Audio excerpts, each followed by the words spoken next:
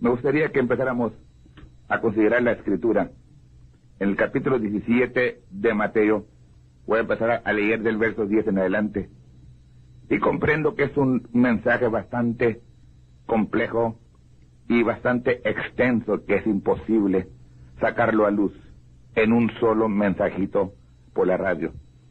Pero para que la gente que nos escucha, que puedan entender que todo lo que se hable, todo lo que se enseñe, debe de ser dentro del confín o los confines de las Sagradas Escrituras.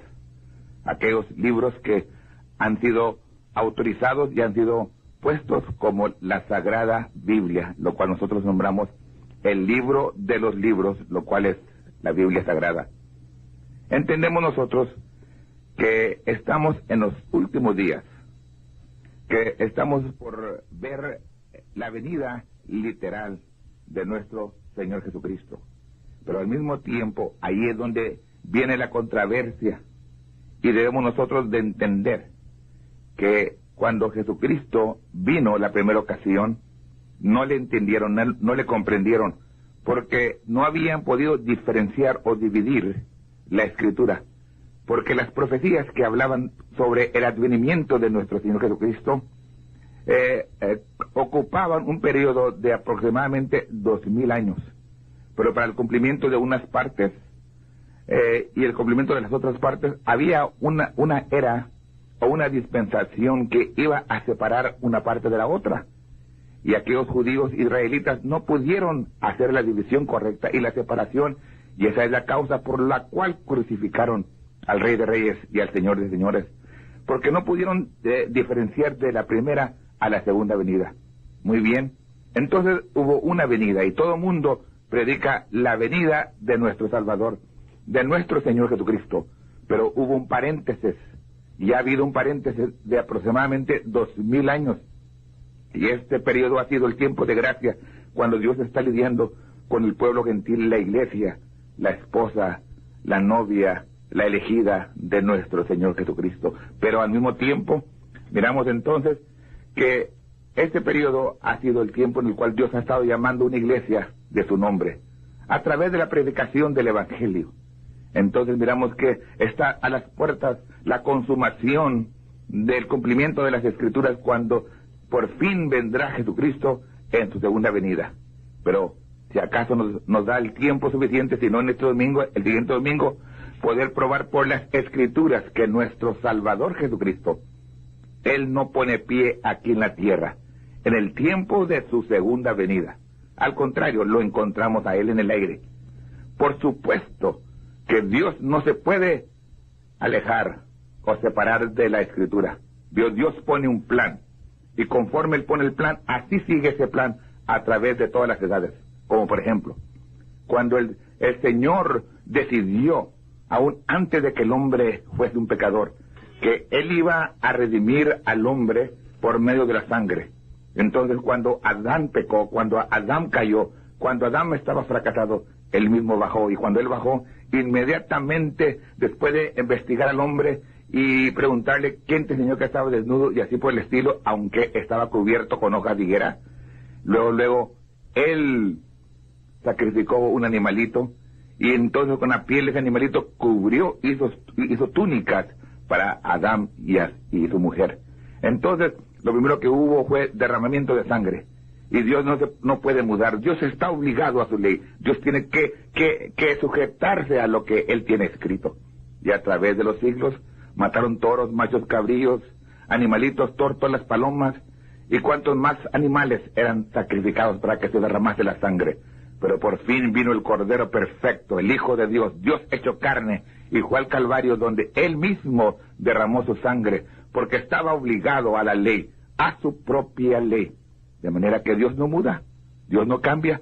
Como Él pone una cosa, así la pone de igual manera. Entonces, considerando nosotros esto, miramos que cuando el Señor Jesucristo, la generación que vio al Señor Jesucristo literalmente andando sobre la tierra para poder redimir a la humanidad, esa misma generación vio el advenimiento del precursor del Señor. porque el profeta Isaías así lo había profetizado, cómo iba a venir voz que clama en el desierto, aparejad el camino del Señor. Y después vendrá el Señor, vendrá la gloria, el mismo Señor vendrá al templo. En otras palabras, la generación que viese a este poderoso profeta llamado y conocido como Juan el Bautista, esa misma generación iba a ver el advenimiento de la primera venida de nuestro Señor Jesucristo. Y si así fue en aquel tiempo, así de igual manera, Dios prometiendo que en su segunda venida va a venir un segundo precursor, o un precursor que va a precursar la venida, de manera que si en aquel tiempo la misma generación que vio a Jesucristo sobre la tierra vio también y escuchó al precursor de su primera venida, así será también en este tiempo, cuando venga el Señor a recoger a su iglesia. Para que su iglesia, su novia, lo pueda encontrar a él en el aire, él tiene que enviar a un mensajero, a un precursor, en la misma generación, de modo que la generación que veía a este precursor va a ser partícipe de ese encuentro glorioso con nuestro Señor Jesucristo. Tomemos las Escrituras, pues, para no ser muchas palabras, sino que más bien sea la palabra la cual nos vaya contestando. Encontramos que los discípulos rodean al Señor Jesucristo, y al rodearlo le dicen, entonces sus discípulos le preguntaron diciendo, ¿por qué dicen pues los escribas que es menester que Elías venga primero? Está el Señor Jesucristo allí para contestar la pregunta, y los apóstoles, estos no eran cualquier hombre, eran los apóstoles a los cuales él había escogido para instruirlos, para que ellos pudieran ser testigos. Recuerde, un testigo es uno que puede ver y oír, un testigo presente, no un testigo puede ser alguien que lo tomó de segunda mano, que oyó que otro dijo que esto aconteció, mas un testigo es uno que puede ver y que puede oír. Y el Señor escogió a estos apóstoles para que ellos fueran testigos de lo que ellos estaban oyendo y de lo que ellos estaban viendo.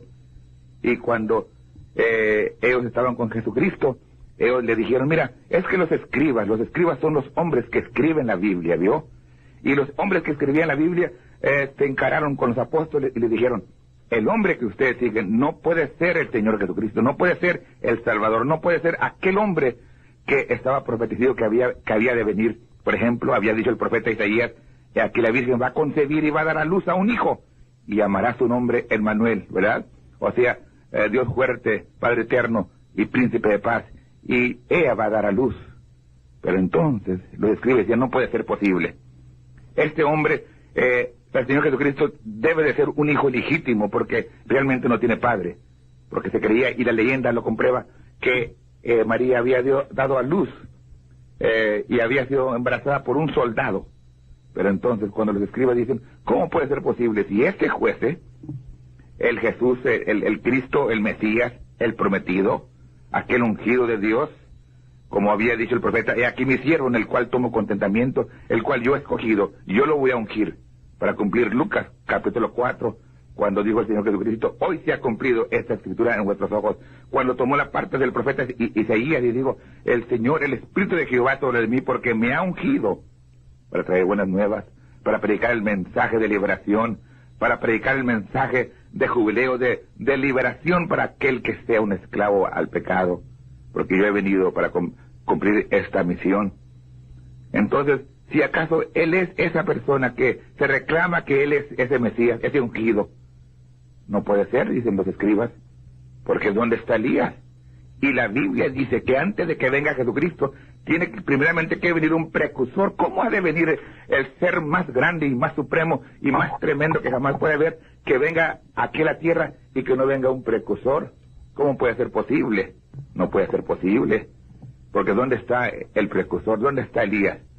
Y así encontramos esta escritura, los discípulos diciéndole, Señor, los escribas dicen que es menester que Elías venga primero.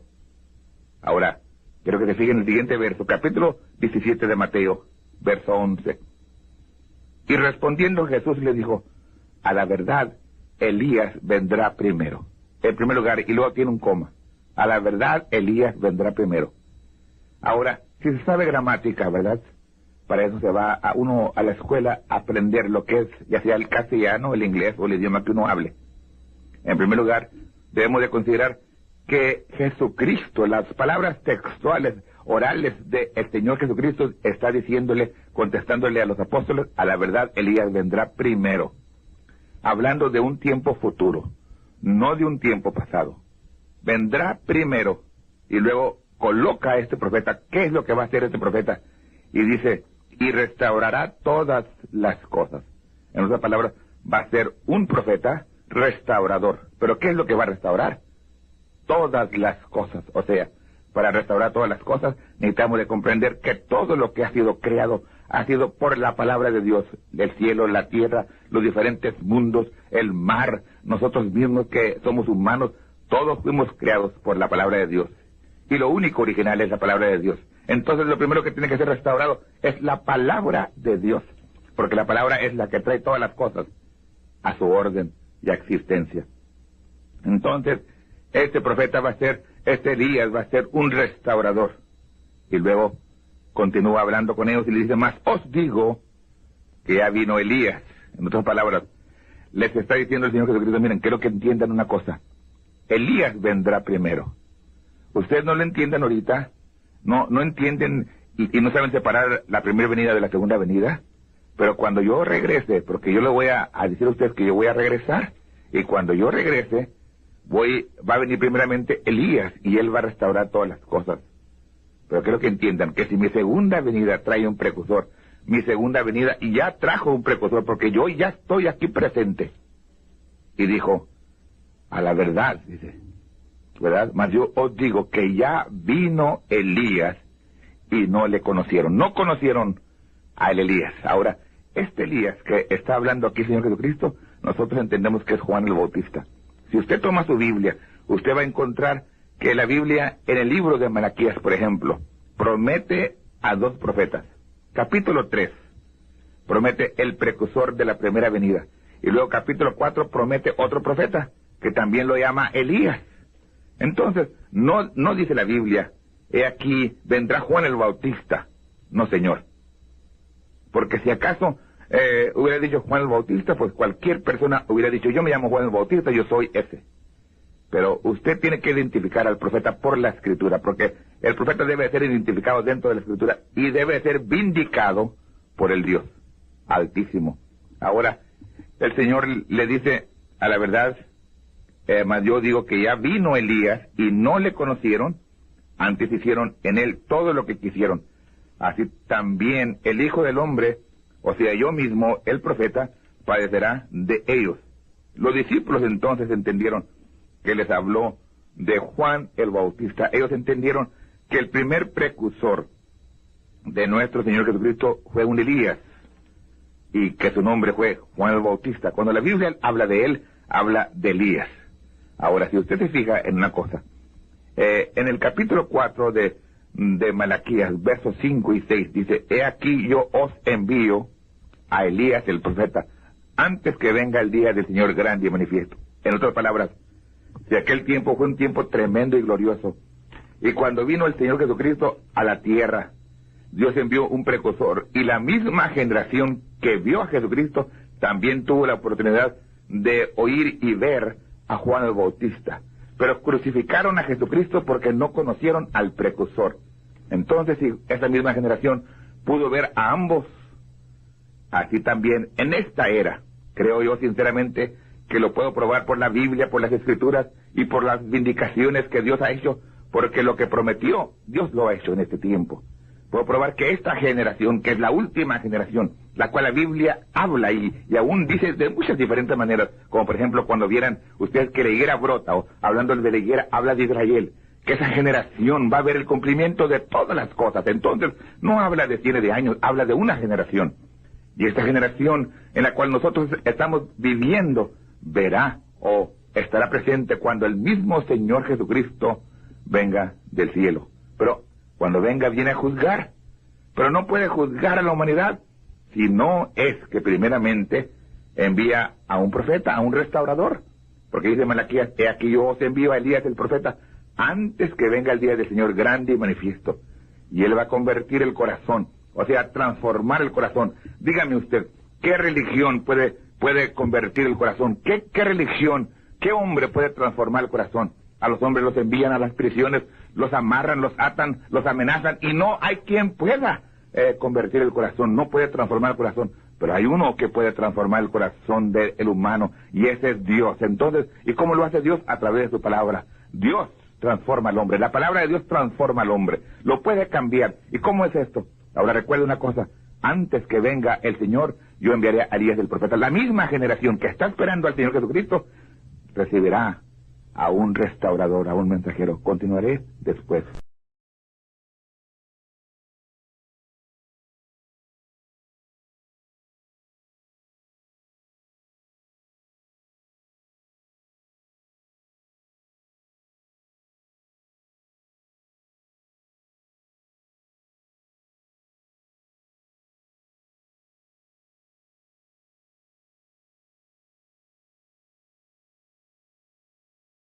El profeta. Y antes de leer, me quisiera mencionar que es muy necesario entender, comprender el día en el cual estamos viviendo. Alguien posible piense, ¿y por qué es que menciona concerniente a Elías el profeta? Es que en la Biblia, en las Sagradas Escrituras, hay muchas promesas, y una de ellas habla sobre un profeta prometido por Dios, el cual habría de venir en este tiempo en el cual nosotros hoy estamos viviendo, en esta generación, y lo menciona como Elías el profeta. Encontramos en Mateo 17, verso 10, que dice: entonces sus discípulos le preguntaron diciendo: ¿por qué dicen pues los escribas que es menester que Elías venga primero? En primer lugar, quiero enfocar la escena que nos ocupa aquí en esta escritura. Está el Señor Jesucristo, quien había escogido a 12 apóstoles, y que siempre ellos estaban con Jesucristo día y noche. Eran discípulos. El Señor Jesucristo era el maestro de ellos. Recuerde usted que aún en el capítulo 16 de Mateo, cuando el Señor les preguntó a ellos: ¿quién dicen los hombres que es el Hijo del Hombre? Ellos contestaron, bueno, unos de ellos dicen que es Elías, o otro Isaías, o Jeremías, o Juan el Bautista, o posible algún otro profeta. Pero entonces el Señor se dirige a ellos y les pregunta: pero ustedes, ¿quién dicen que es el Hijo del Hombre? A lo cual contestó Pedro y le dijo: tú eres el Cristo, el Hijo del Dios viviente. En otras palabras, tú eres el Mesías, tú eres el ungido, tú eres el Hijo de Dios venido a la tierra. Y Jesucristo le contestó a Pedro: bienaventurado eres, Simón, hijo de Jonás, o Pedro, porque no te lo reveló carne ni sangre, mas mi Padre que está en los cielos. Entonces hubo revelación en Pedro. Los discípulos oyeron el comentario de Pedro. Naturalmente que ellos se sentían entusiasmados, estimulados, contentos, alegres, por entender que el Mesías había llegado, que Jesucristo era el Cristo, el Hijo de Dios, el Mesías prometido, el libertador, el cual había de traer la liberación al pueblo de Israel y a los hijos de Dios. Pero cuando ellos se sintieron estimulados, emocionados, ellos testificaron, y en esta ocasión se encararon con los escribas. Ahora, los escribas son los que escribían la Biblia, pasaban de un pergamino a otro. En aquel tiempo, el Viejo Testamento estaba en pergaminos, y un escriba escribía detalladamente lo que estaba escrito. Así pasaba de generación a generación los libros sagrados, los cuales estaban en forma de pergaminos, lo cual en sí era la Escritura, el Viejo Testamento. Y cuando los discípulos encararon o platicaron con los escribas y le dijeron: miren ustedes, el Mesías ya llegó, el Cristo ya está aquí, el Hijo de Dios ha venido. Entonces los escribas, como sabían su Biblia, inmediatamente encararon a los apóstoles, a los discípulos, y le dijeron: no puede ser posible, porque está escrito y dice la Biblia que Elías vendrá primero. Si acaso este es el Mesías, este es el Cristo, este es el Hijo de Dios, ¿en dónde está el Elías? Cuando los discípulos se encontraron con esta respuesta y luego con esta pregunta al mismo tiempo de los escribas, no tuvieron ellos material para contestarles a los escribas. Se quedaron atónitos, pero siendo sabios y siendo discípulos, y sabiendo que el maestro les podía dar la respuesta a la pregunta que ellos tenían, en donde ellos se habían encontrado contra la esquina, contra la pared, en una encrucijada sin salida. Ellos dijeron, es necesario ir al maestro para que él nos diga. Entonces, ellos le dijeron al Señor Jesucristo, ¿por qué dicen pues los escribas que es menester que Elías venga primero? Queremos saber por qué es que ellos nos sacaron una escritura y nos prueban por la Biblia que antes de que venga Jesucristo debe de venir Elías. Y fíjese usted cómo contesta. Espero que me esté siguiendo con su Biblia en la mano. Mateo 17, verso 10 y verso 11. Y cuando ellos hicieron esta pregunta, el Señor les contesta y le dijo, a la verdad, Elías vendrá primero. Inmediatamente el Señor Jesucristo está enfocando a un tiempo futuro, hablando de un tiempo en el cual vendrá, y a la verdad Elías vendrá primero. Fíjese usted cómo es que el Señor Jesucristo está contestándole bíblicamente. Respondiendo Jesús les dijo, a la verdad Elías vendrá primero y restaurará todas las cosas. Entonces está hablando de un Elías, el cual había de venir antes de que el Mesías viniese. ¿Está correcto? Muy bien, ahora sígame. Y luego dice el Señor, mas os digo que ya vino Elías y no le conocieron. Entonces, cuando el Señor enfoca aquí sobre un Elías pasado, o sobre un profeta pasado, encontramos nosotros que el Señor Jesucristo se estaba refiriendo al profeta mencionado en el capítulo 3 de Malaquías, donde dice el profeta Malaquías, he aquí yo envío mi mensajero, el cual preparará el camino delante de mí, y luego vendrá a su templo el Señor, a quien vosotros buscáis, y el ángel del pacto, a quien deseáis vosotros. ¿Se fija usted? Inmediatamente lo enfoca a Malaquías 3, cuando se está refiriendo a Juan el Bautista.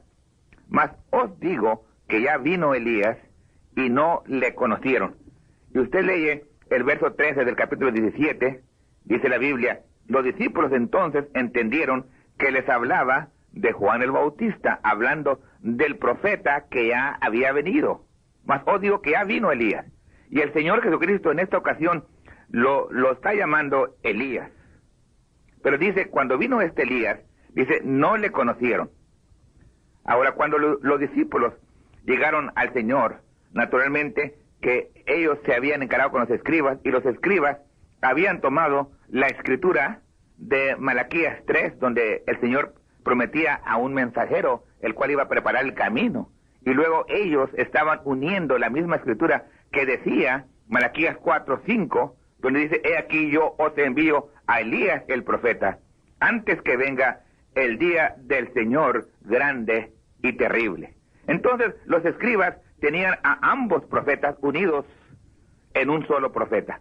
Y el Señor Jesucristo está haciendo la separación o colocando en su posición correcta a cada uno de estos profetas. Recuerda una cosa, en primer lugar, que cuando Jesucristo estuvo aquí en la tierra, le crucificaron porque no le conocieron, porque la venida del Señor Jesucristo está unida.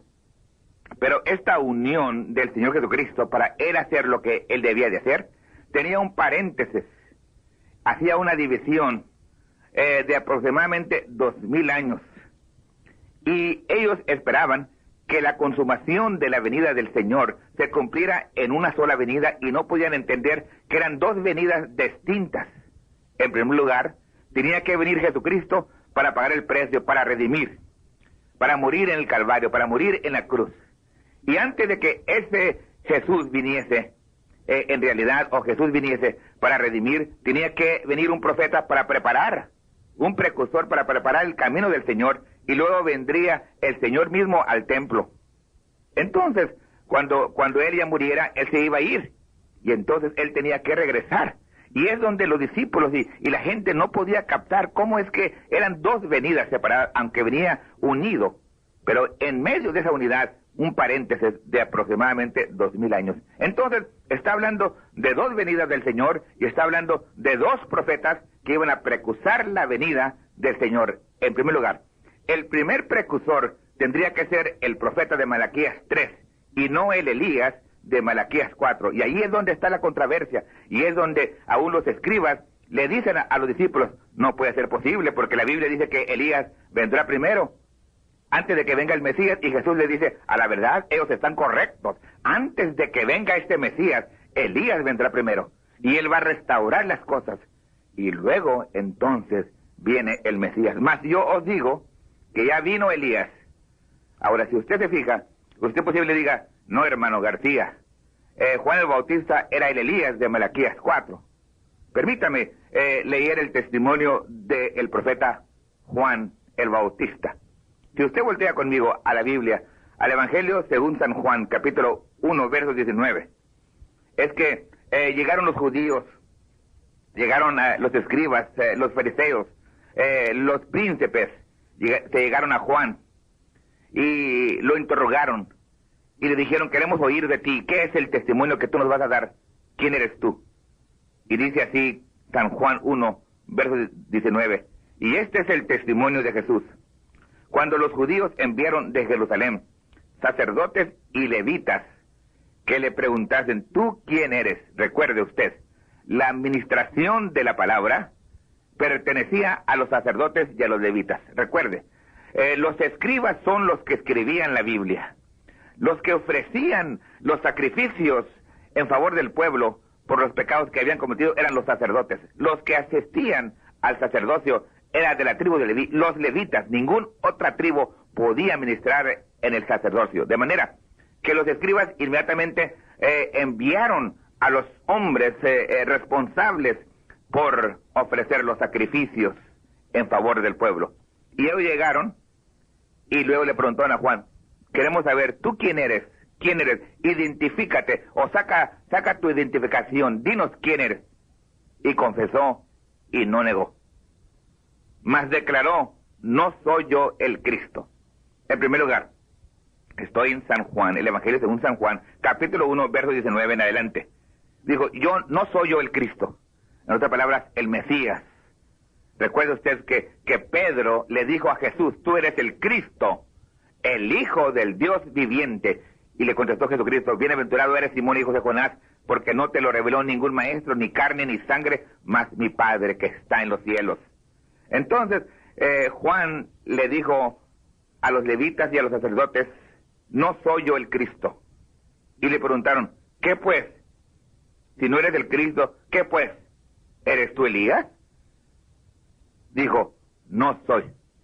Ahora yo pregunto, ¿usted piensa que Dios iba a enviar a un profeta contando y hablando mentiras? Claro que no.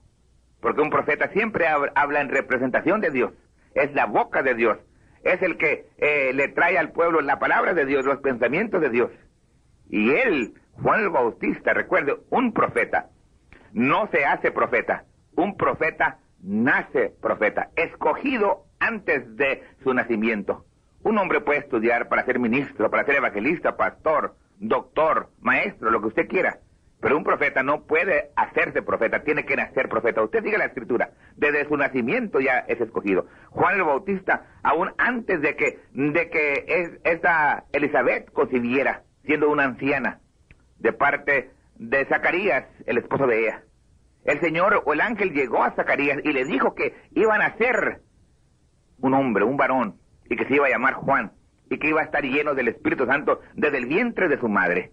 Entonces, cuando Juan nació, ya nació profeta. Entonces, un profeta, cuando nace, tiene su conciencia y su subconsciencia ligada. Veo, cuando nosotros, como humanos, como hijos de Dios, tenemos un sueño, nosotros nos dormimos y soñamos un sueño, si es de Dios, por ejemplo, y luego al siguiente día nos levantamos y contamos el sueño que hemos tenido. Pero un profeta no es así, él tiene su conciencia y su subconsciencia ligadas. Él está despierto y él puede ver lo que aconteció, lo que pasó el día de ayer, o un año atrás, o 5 años, o 100 años. Y luego puede ver lo que viene en el futuro. Un profeta puede prever lo que viene y puede ver lo que ya aconteció. Eso es un profeta. Y Juan el Bautista, sabiendo que hablaba la escritura de Elías, el profeta, antes del día terrible y grande del Señor, él entendía que le estaban preguntando, ¿eres tú el profeta Elías que habla la Sagrada Escritura en Malaquías 4:5? Dijo, no, yo no soy. Entonces, ¿quién eres tú? Claro que él se identificó, dijo, yo soy la voz que clama en el desierto. Se identificó con Malaquías 3, verso 1, el verso que leí hace poco. Ahora lo voy a volver a leer. He aquí yo envío mi mensajero. ¿Quién lo va a enviar? Fíjese, yo envío. Dios.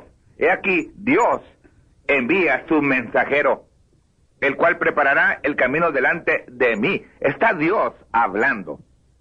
Y Dios te está diciendo, voy a enviar un mensajero, el cual preparará el camino delante de mí, porque yo Jehová, yo mismo, Emmanuel, voy a bajar a la tierra. Y antes de que yo baje, antes de que yo predique el mensaje de liberación, voy a enviar mi mensajero delante de mí. Él va a venir. La misma generación que me va a ver a mí, va a ver a este profeta.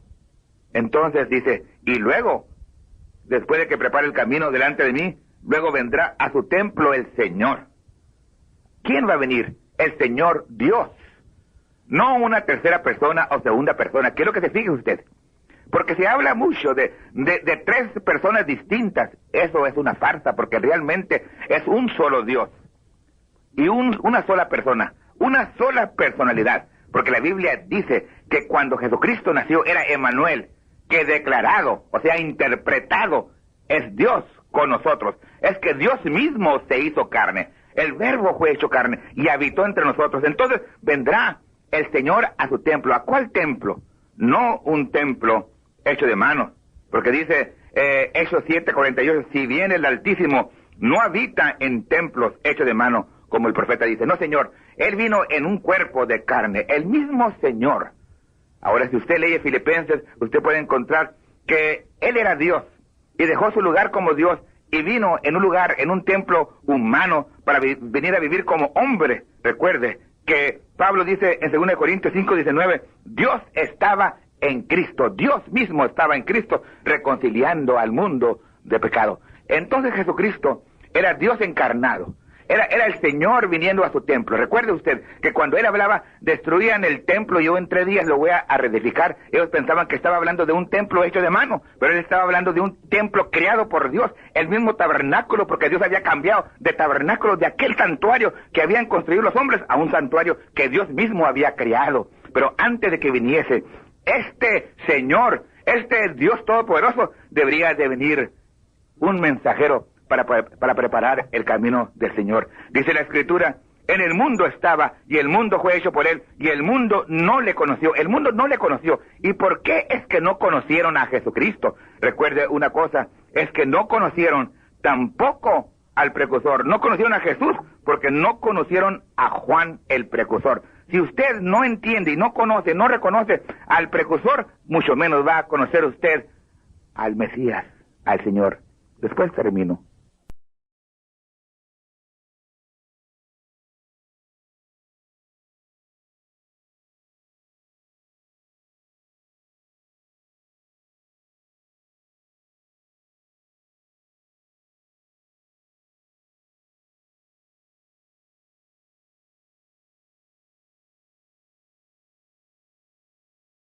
Tesalonicenses, capítulo 4, verso 16.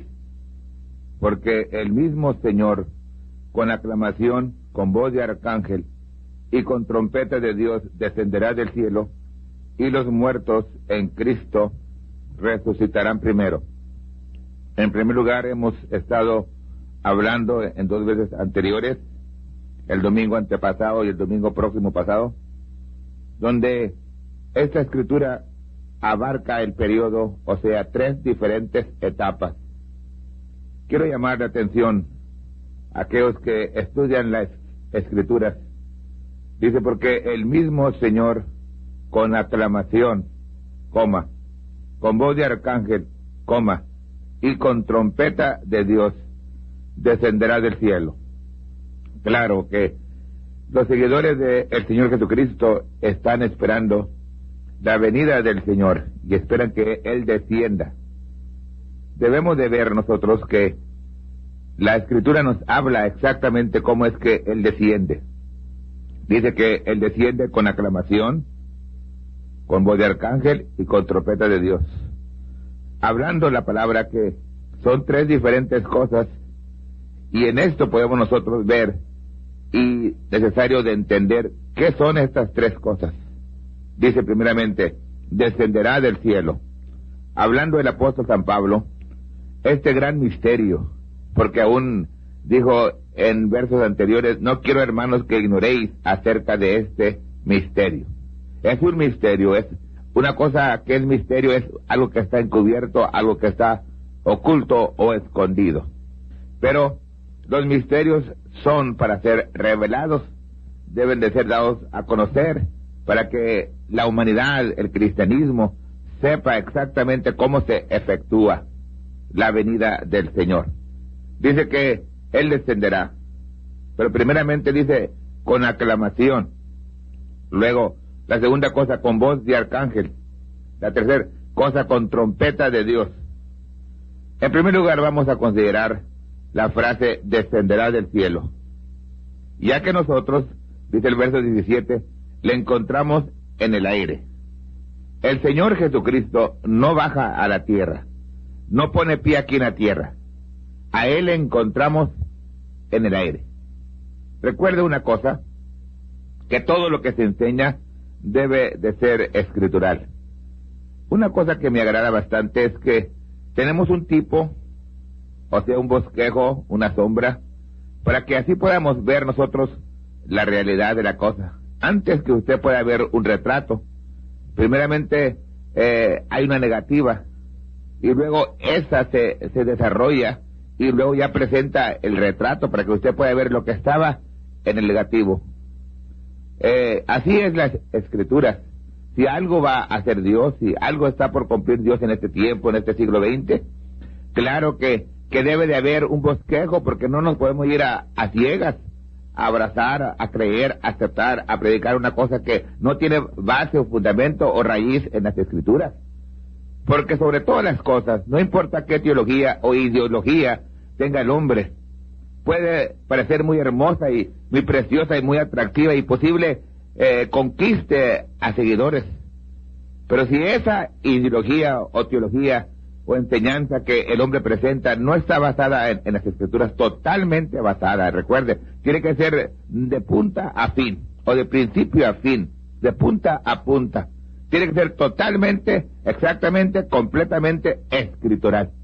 Y si no, recuerde que tendrá una falla y esa falla lo va a hacer fracasar al hombre. De manera que necesitamos de irnos a lo que ya Dios estableció.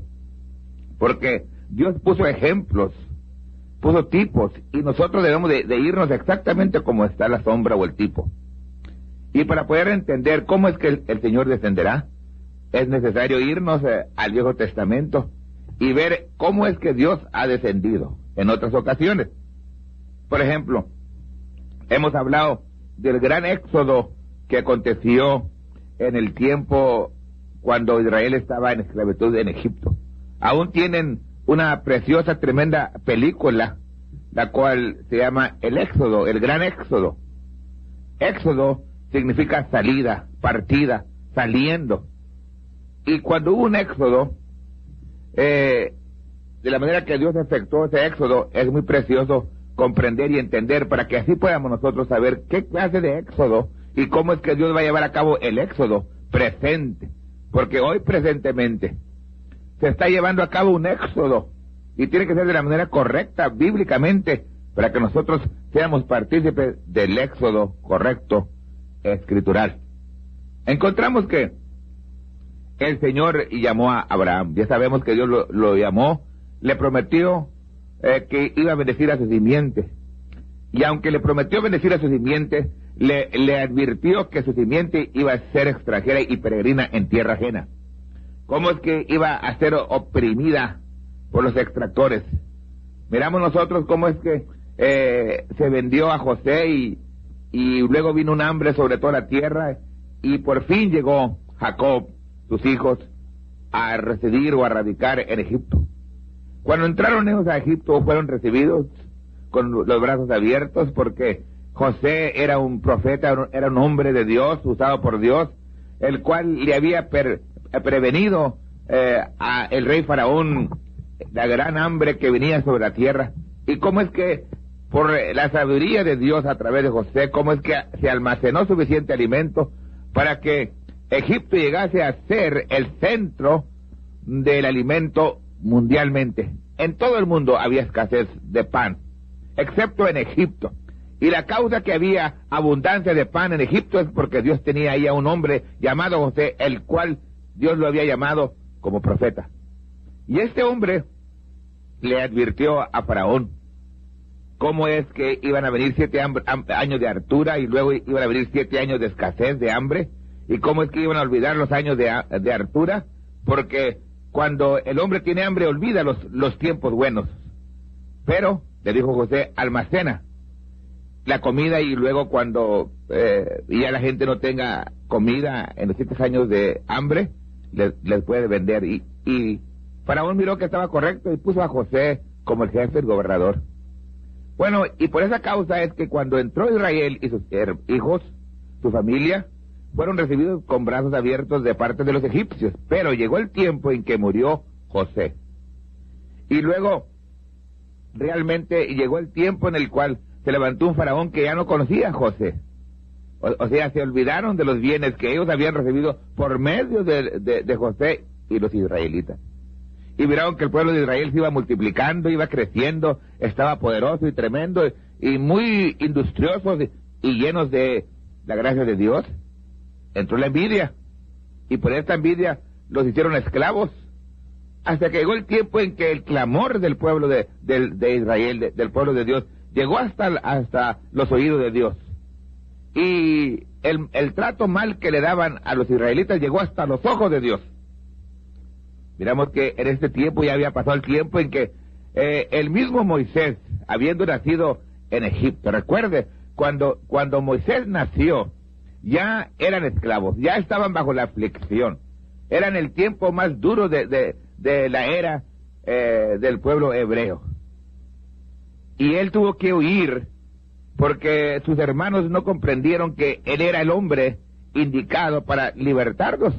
Claro que tuvieron que rechazar a Moisés, y el mismo pueblo de Israel rechazó a Moisés, y Moisés tuvo que huir, se fue al desierto, caminó, pensaron posible que su vida terminaría, pero la mano protectora de Dios estaba protegiendo a este vaso, porque Dios lo había escogido, era un varón apropiado, era un varón precioso, hermoso, era un varón que había nacido dotado de las características para poder ser el vaso o el instrumento que Dios iba a usar para la liberación del pueblo de Israel. Y ellos posible pensaron que iba a morir, pero Moisés salió. 40 años estuvo aparte o lejos de sus hermanos, los hebreos.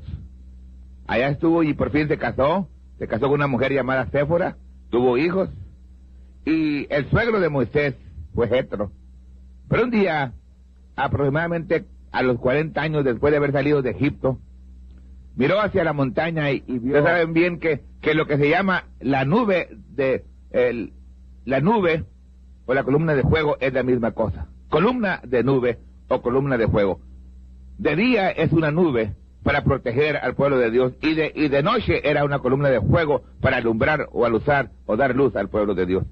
Pero en esta ocasión, a pleno día, se aparece la columna de fuego para hacerse visible, y ardía esta zarza, mas no la consumía, y Moisés se acercó para ver qué era esta gran visión. Cuando se acercó, oyó la voz de Dios, y le dijo: quita las sandalias de tus pies, porque el lugar que tú pisas es tierra santa. Ahí estaba el hombre temeroso, tenía miedo de levantar su rostro, de ver a Dios, pero realmente Dios mismo había descendido. Y fíjese usted, le encontramos en la escritura que Dios empieza a hablarle y le dice: he visto la aflicción y he oído su clamor. En otras palabras, a veces la gente que es cristiana está oprimida por todos rumbos, afligida, y cree que Dios no ve, que Dios está sordo. Pero Dios envía el socorro al tiempo apropiado. Y recuerda una cosa, que yo sé que el cristianismo está oprimido presentemente, casi asfixiado, como que va a terminar su carrera cristiana. Pero recuerda una cosa, que Dios tiene sus ojos puestos en nosotros, tiene su oído atento al clamor de sus hijos, y al tiempo apropiado habrá de nuevo un éxodo de este mundo perverso, contaminado y terrible, y nos iremos a encontrar al Señor en el aire. Pero todo tiene un proceso y una manera correcta de hacerse. Le dice Dios a Moisés: he visto la aflicción y he oído su clamor. Verso 8 de Éxodo 3 dice: y he descendido para librarlos de manos de los egipcios y sacarlos de aquella tierra a una tierra buena. Fíjese usted, Dios diciendo: he descendido. Primera de Tesalonicenses dice: el Señor descenderá. Hablando Pablo en palabras proféticas, diciendo: el Señor descenderá. Vámonos al tipo entonces. Aquí dice Dios a Moisés: he descendido para librarlos de manos de los egipcios y sacarlos de aquella tierra a una tierra buena. En otras palabras, Dios le está diciendo a Moisés: yo he bajado, yo he descendido, yo he venido para librar a mi pueblo, para sacarlos de aquella tierra y llevarlos a una tierra buena. Yo, Jehová, nadie más. Yo Jehová, y fuera de mí no hay quien salve. Yo, Jehová, he descendido. Yo, Jehová, los voy a librar. Yo, Jehová, los voy a sacar. Pueden decir también a la palabra de Dios. Ahora fíjese, el verso 10. Ven por tanto ahora y enviarte a Faraón.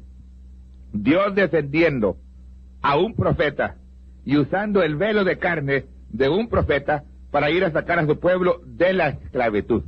Dios descendiendo, Dios viniendo, bajando para libertar a su pueblo, pero cuando ya Dios va a sacar a su pueblo, ya va velado dentro del velo de carne de un profeta. Entonces, ese profeta va en el nombre de Jehová para libertar al pueblo de Israel. Y Malaquías 3:6 dice: porque yo, Jehová, no me mudo. En otras palabras, Dios no cambia. Como Dios establece la cosa, siempre así opera de la misma manera. Dios es infinito y su primer decisión es perfecta. De manera que Él descendió, pero descendió a un profeta, le da el mensaje al profeta, le da la instrucción al profeta, y entonces Dios va velado en la carne o en el velo de carne de un profeta para libertar a su pueblo. No Dios solo, Dios usando un vaso, y siempre ha sido un profeta. Dice Pablo que Jesucristo es el mismo ayer, hoy y por todos los siglos.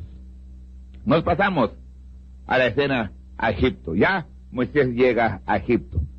Llega con su hermano Aarón, y ambos yendo a Faraón y haciendo señales, milagros y prodigios.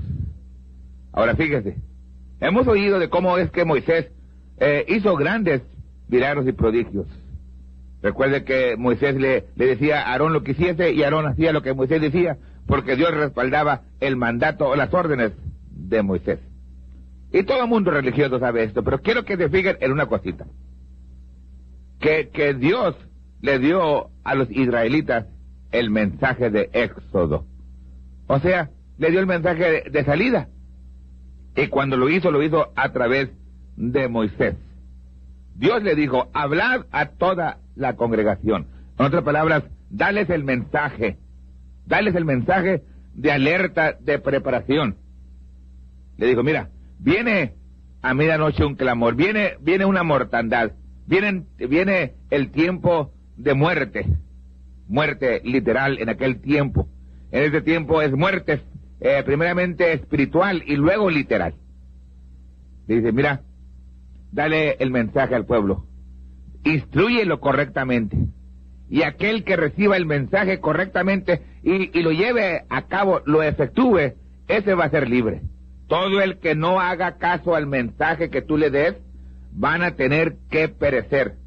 En cada casa va a haber mortandad, en cada hogar va a haber clamor, en cada casa va a haber muerto, en cada casa el primogénito de esa casa, de ese hogar, va a terminar su vida.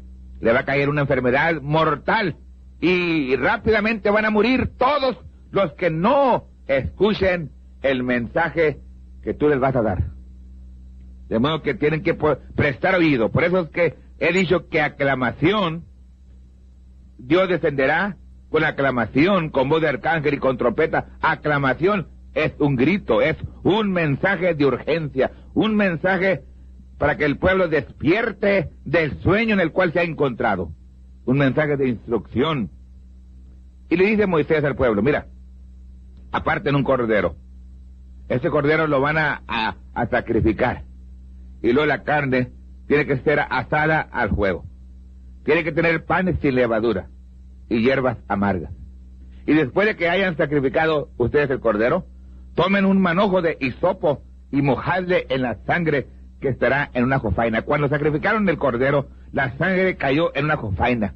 Y ahí estaba guardada la sangre. Entonces se tomó el manojo de hisopo y se mojó en la sangre para poder untar el dintel y los dos postes, o sea, lo que nosotros acá en Arizona le llamamos el marco de una puerta. Usted sabe, tiene la parte de arriba y las partes del lado. Ese es el dintel y los dos postes.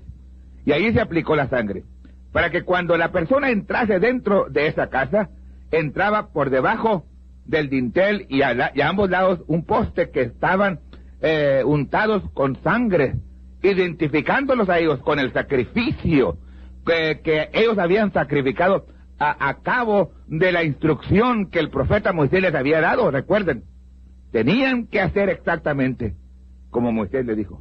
Y aconteció que a la medianoche Jehová hirió a todo primogénito en la tierra de Egipto, desde el primogénito de Faraón que se sentaba sobre su trono hasta el primogénito del cautivo que estaba en la cárcel. Y había un gran clamor en Egipto, porque no había casa donde no hubiese muerto, excepto donde la sangre había sido aplicada. Ni un muerto, porque estaban protegidos, porque cuando bajó la ira de Dios, la sangre ya había sido aplicada, conforme el mensaje que Dios le había dado a Moisés. Miramos que salieron de Egipto aquellos que habían untado la sangre, aquellos que habían oído, aceptado y creído y aplicado el mensaje que Moisés les había dado. Salieron de Egipto, pero rápidamente se encontraron ante el Mar Rojo y el pueblo, o sea, el ejército egipcio detrás de ellos para exterminarlos. Pero Jehová paró en seco el Mar Rojo. Jehová dijo a Moisés, ¿por qué clamas a mí? Alza tu vara y extiende tu mano sobre la mar y divídela. Tú alza tu vara. Y cuando él levantó o alzó su vara, entonces la nariz de Dios, dice la Biblia, que con el soplo de tus narices se amontonaron las aguas, paráronse las corrientes, los abismos se cuajaron en medio de la mar. Dios paró la mar, pero usó a un profeta cuando alzó la mano y extendió su vara. Si para sacar a su pueblo, Dios usó un profeta de una tierra natural a una tierra natural. Hoy Dios tiene un éxodo de este mundo, de esta tierra, a la tierra de nuestros ensueños. Pero primeramente, antes de salir de aquí, tiene que haber un mensaje de preparación, para que pueda haber un éxodo del pueblo, porque viene destrucción y clamor en toda la tierra, porque la Biblia dice en Apocalipsis 12:12, hay de los moradores de la tierra y del mar, porque habrá un clamor por toda la tierra y por todo el mar. ¿Cuándo será esto? Dice la Biblia que es cuando los santos han vencido al diablo. ¿Y cómo podemos vencer al diablo si no tenemos las instrucciones y no tenemos la preparación dentro de nosotros? Y si no viene el mensaje para instruirnos, tiene que ser a través de Dios descendiendo al nivel de un profeta, dándole la instrucción al profeta y el profeta instruyendo a su pueblo.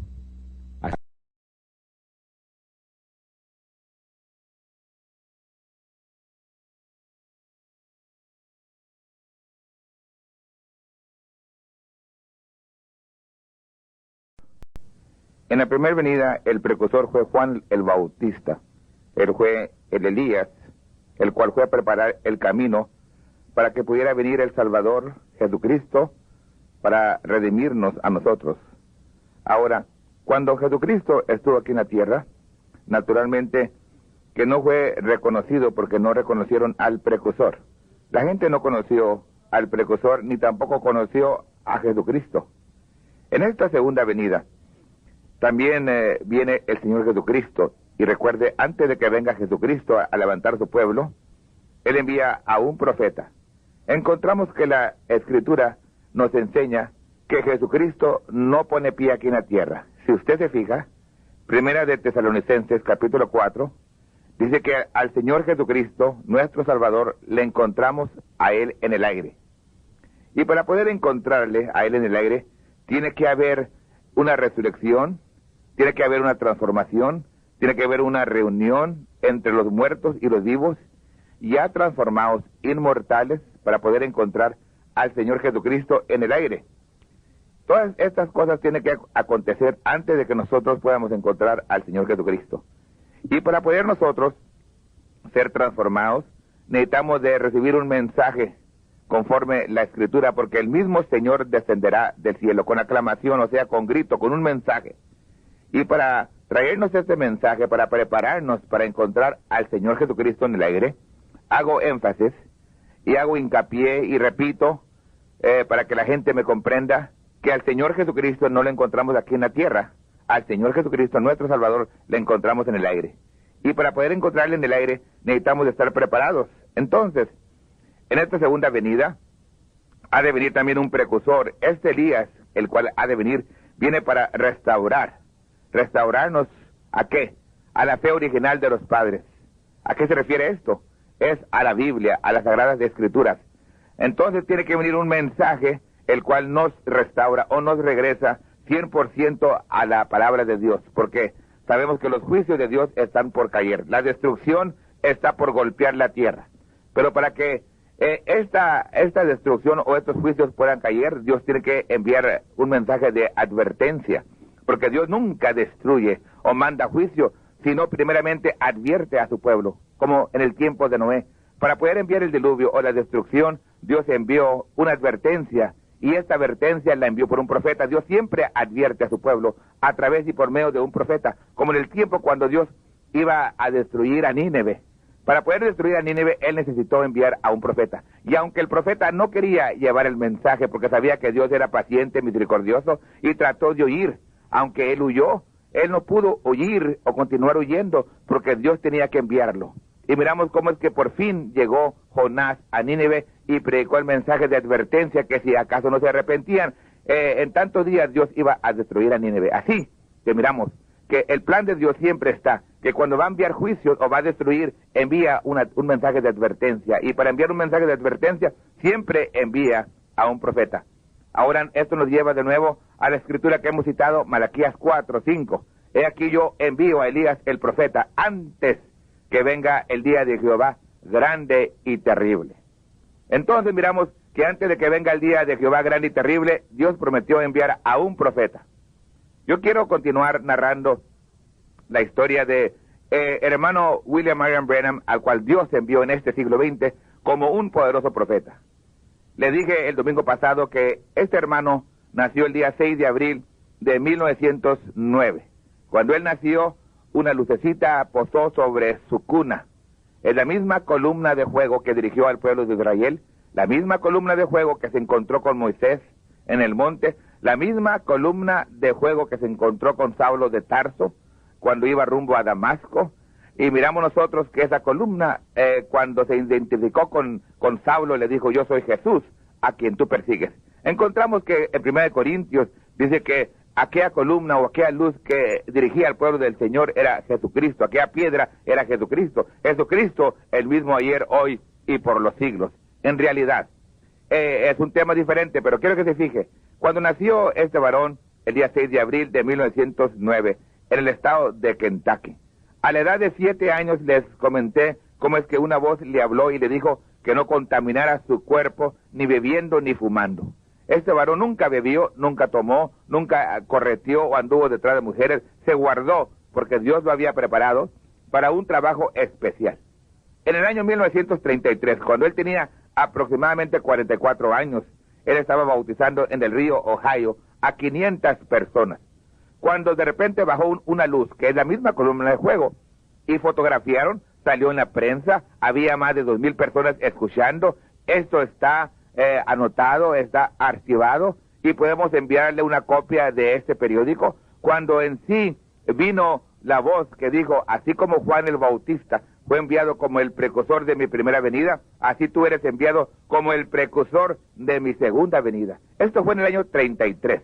El hombre de Dios, el hermano Branham, se mantuvo así un poco inquieto porque realmente no entendía, había muchas cosas que eran raras y la gente decía que lo que él tenía era del diablo, porque el hombre podía ver visiones, podía ver lo que iba a pasar, como por ejemplo, él pudo ver que cuando estaban construyendo el puente cruzando el río Ohio, que iban a morir tantas personas por causa de esta construcción, y así por el estilo. Miraba muchas cosas, como el 33, él miró 7 cosas sobresalientes, entre ellas, él vio cómo es que por fin iban a construir un carro, un automóvil, en la forma de un huevo. Él también vio otra cosa muy tremenda y muy sobresaliente, cómo es que iba a haber diferentes ismos, como el nazismo, el fascismo y el comunismo, y que por fin el que iba a absorber a todos los ismos iba a ser el comunismo. Miramos que cómo es que el comunismo ha abarcado el mundo entero y en realidad ha absorbido a todos los ismos. Pero el hombre, aunque vio todas estas cosas, él se sentía un poco inquieto, porque en realidad le decían los ministros que lo que él tenía y que él miraba no era de Dios, que realmente era del diablo. Y por fin, en el año del 46, el día 7 de mayo, él se fue a una cueva. Y fue cuando el ángel del Señor bajó allí, bajó y le dijo, así como yo vengo enviado de la presencia del Señor para decirte que tú has de ir por todo el mundo con un don de sanidad. Entonces el hermano Branham salió mundialmente, y por cierto que rodeó el mundo 7 veces, y en el año 47 pasó por el estado de Arizona, no lo conocía, nadie le conocía, llegó y predicó en una iglesita donde había aproximadamente 150 personas, y de ahí se pasó a la iglesia que pastoreaba mi papá, que en ese tiempo él pastoreaba la iglesia apostólica, que estaba situada en la calle Maricopa y 18. Entonces, cuando él estuvo allí, predicó varias veces, pues por cierto, predicó más de 100 ocasiones en ese tabernáculo. Nosotros, yo soy testigo, ahora es la causa por la cual estoy narrando esto. Mi nombre es Bernabé García y yo soy testigo de estas cosas. Ahora, un testigo es uno que puede ver y que puede oír. Y allí, cuando yo conocía al hermano Branham, por cierto, él llegó a ir a mi casa, ahí comía con nosotros, platicaba con mi padre, aunque mi padre no entendía el inglés, pero por medio de intérprete, así platicaba con mi papá. Yo le conocí y le observaba, yo era un mancebo de unos 13 años, pero recuerdo que grandes milagros, señales y prodigios fueron hechas por Dios a través del ministerio del hermano Branham. Por cierto que está narrado, y aún la historia de este siglo XX muestra que todos los hombres grandes, famosos, que se han levantado mundialmente con un don de sanidad, como Oral Roberts, Ellen, Jack Cole, Tammy Osborne, todos esos hombres fueron influenciados por el ministerio de este varón llamado William Branham, porque era un varón de estatura pequeña, de unas 145 libras, pero cuando hablaba tenía autoridad, porque era el representante, el enviado de Dios, enviado en un ministerio profético. Y por cierto, que al principio la gente no le podía comprender ni entender, porque no se había sabido, ni se había conocido a un profeta, porque cuando viene un profeta realmente tiene que estar vindicado por Dios. Este hombre así continuó predicando hasta el año 62. Durante esta época él radicaba y vivía en la ciudad de Jeffersonville, en el estado de Indiana, en el oriente de los Estados Unidos. Él había visto una visión, él había platicado sobre esta visión, y que cuando llegara cierta cosa a acontecer en su casa, en su vida, por parte del gobierno, entonces era tiempo que él se mudara hacia el oeste. Y recuerdo que en el año del 62, en el mes de diciembre, él predicó un mensaje: señores, es este el tiempo. Y como él narra, y yo escuché la cinta, yo estaba en ese tiempo ya creyendo que Dios había enviado a un poderoso profeta. Pero entonces, al escuchar yo la cinta, en realidad no entendía muchas cosas. ¿Cómo es que el Señor le había dicho que se moviera hacia el oeste? Y cómo que él iba a hacer contacto con 7 ángeles que iban a bajar de la eternidad. Yo escuché cuando él mencionó que iban a venir 7 ángeles para hacer contacto con él y que lo iban a comisionar, pero él no sabía exactamente dónde, solamente que el Señor le decía que se moviera al oeste. Él se vino al oeste y se mudó a la ciudad de Tucson, Arizona, y luego acostumbraba irse a las montañas, como por ejemplo venía aquí a la montaña del sur, acá en Phoenix, Arizona. Se iba a diferentes montañas, allí hablaba con Dios y esperaba en Dios, esperaba esta visitación. Pero un día, allá a un lado de Tucson, rumbo al estado de Nuevo México, cerca de la ciudad de Stafford, Arizona, estando el profeta en una montaña, la cual se llama el Monte Sunset, de repente vinieron 7 ángeles, y cuando vinieron, hicieron contacto con el hermano Branham, y lo comisionaron que se fuera para el oriente, para que predicara los 7 sellos. Cuando esto aconteció, realmente fue un acto sobrenatural. Los hombres que andaban con él se quedaron espantados, porque fue una visitación sobrenatural. Ahora él dijo, acabo de hacer contacto con los ángeles. Posible, si el hombre hubiera dicho esto, y era todo lo que él dijo, posible mucha gente no le hubiera creído, pero al mismo tiempo que esto aconteció, que bajaron los 7 ángeles a donde él estaba, se empezó a formar algo místico, algo que no habían visto anteriormente, y fue una nube. Empezó a levantarse, los fotógrafos empezaron a fotografiar, y hubo muchos fotógrafos y tomaron muchas fotografías de este acontecimiento, y luego al siguiente día la gente espantada, y por cierto salió también en el magazine de Life y en diferentes magazines, salió una nube que dijeron ellos es una nube sobrenatural. No sabemos qué es, no puede ser una nube natural que tenga agua, porque estaba 27 millas de ancho y como 30 millas de largo. Algo sobrenatural, algo espantoso que se miraba en el cielo.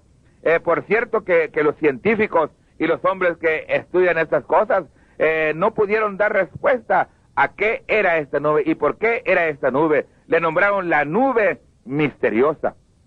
Pero ya a nosotros, ya nos había dicho el hermano Branham que esto iba a acontecer. Y inmediatamente nos fuimos a oírle, a ver qué es lo que hablaba. Y el hombre de Dios, se le dijo, el Señor o el ángel le dijo, regresa a Jeffersonville para que prediques sobre los 7 sellos, lo cual sería la palabra revelada.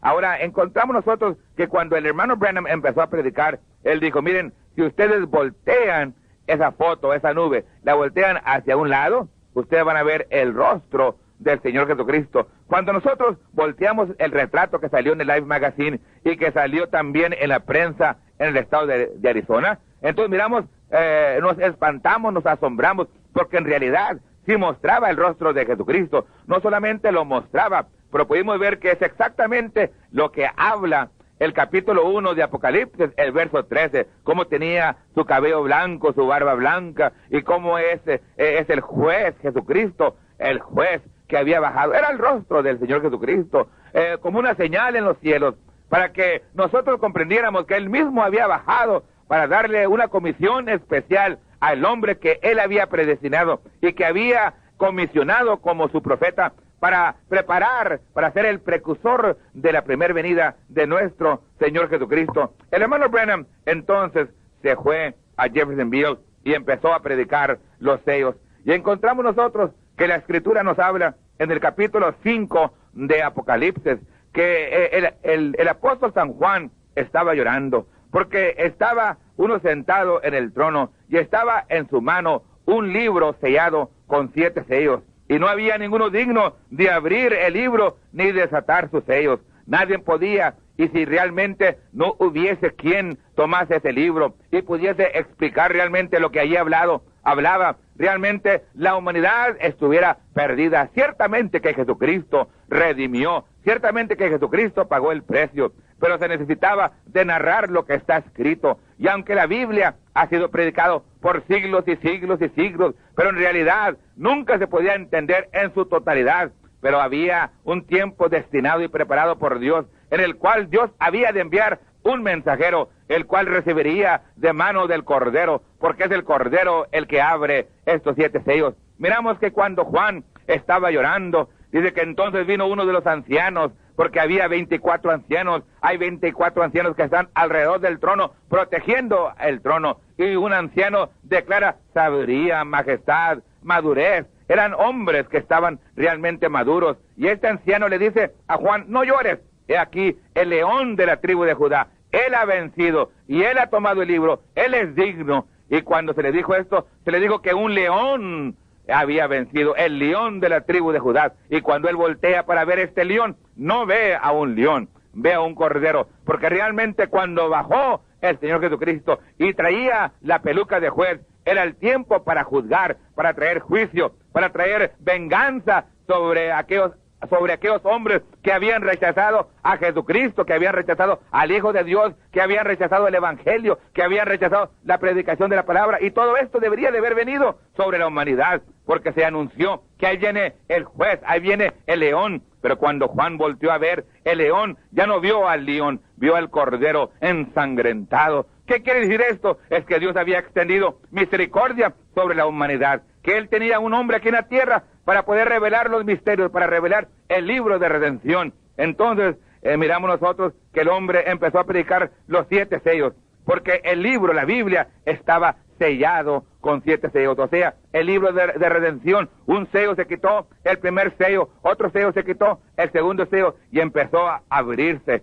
Y miramos entonces, en Apocalipsis 10, que cuando baja Jesucristo cuando Él baja, ya baja con un librito abierto, y cuando Él baja, 7 truenos hablen o emiten sus voces, y cuando ellos emiten sus voces, el ángel jura por el que vive para siempre jamás, y dice que el tiempo no será más. Pero entonces está en el verso 7 un paréntesis, dice, pero en los días de la voz del 7º ángel, cuando Él comenzare a tocar la trompeta, el misterio de Dios será abierto. En otras palabras, antes que llegue el tiempo, cuando el tiempo no será más, antes que llegue el tiempo cuando ya no habrá más misericordia, antes de que llegue el tiempo cuando los juicios de Dios han de caer sobre la tierra, dice, Él enviará a un mensajero, pero en los días de la voz del 7º ángel, antes de que puedan venir los juicios, Dios tiene que enviar un mensajero para abrir los misterios, para declararnos lo que está escrito, sobre el plan de redención, cómo es que el hombre es la imagen de Dios, cómo es que el hombre es lo más precioso que Dios crió, cómo es que el hombre en el jardín cayó cuando canjeó todo, y cómo es que el diablo tomó todo en su mano, y cómo es que Jesucristo bajó, Dios con nosotros, Emmanuel hecho en carne, vino a pagar el precio, y no solamente murió, mas bajó a las partes más bajas de la tierra. Entonces tomó las llaves del infierno y de la muerte. Y recuerde usted una cosa,